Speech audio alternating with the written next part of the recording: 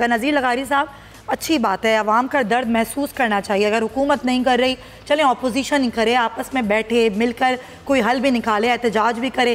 کیا آپ کو واقعی ایسا لگ رہا ہے کہ یہ اپوزیشن حکومت کو عید کے بعد کوئی ٹف ٹائم دینے والی ہے؟ ایک تو یہ ہے کہ یہی اپوزیشن ہے، اس کے علاوہ کوئی اور اپوزیشن ہے ہی نہیں. اپوزیشن کی جماعتیں یہی ہیں: پاکستان پیپلز پارٹی، پاکستان مسلم لیگ نون، JUI، جماعت اسلامی اور نیشنل پارٹی.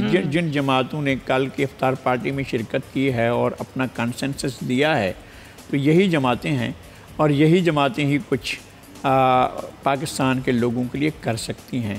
آپ کو انہی سے امید باندھنی ہوگی.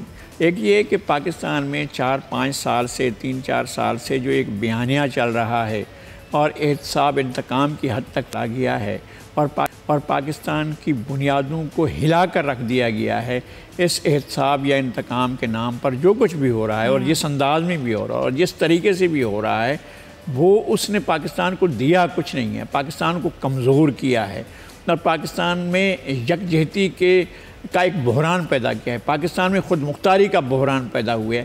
تو اس ساری صورتحال سے تمام جماعتی اصل بات یہی ہے جو حسن مرتضیٰ صاحب کہہ رہے تھے: اگر حکومت APC بلاتی اور تمام جماعتوں کو دعوت دیتی تو صورتحال مختلف ہوتی. اور اس قدر سنگین بھی حکومت الزامات کا کارڈ کھیل رہی ہے، حکومت جو ہے وہ انتقام کا کارڈ کھیل رہی ہے، حکومت جو ہے وہ اپوزیشن کو کارنر کرنا چاہتی ہے، اپوزیشن کو دیوار سے لگانا چاہتی ہے. اور یہ کیسے ممکن ہے کہ آپ اس قدر شدید بحران کا شکار ہوں اور ملک کی پوری لیڈرشپ کو آپ دیوار سے لگا دیں؟ تو پھر اس کا نتیجہ یہی نکلے گا کہ جس طرح سے اب اپوزیشن جا رہی ہے احتجاج کی طرف، تو یہ احتجاج جو ہے وہ بہت تیز ہوگا، بہت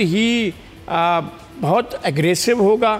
ایگریسو اس معنی میں نہیں ہے کہ توڑ پھوڑ ہوگی، بلکہ ایک پورے کا پورے بیانیے کے ساتھ آئے گا، اور میرے خیال میں ایک حد تک نتیجہ خیز بھی ہوگا.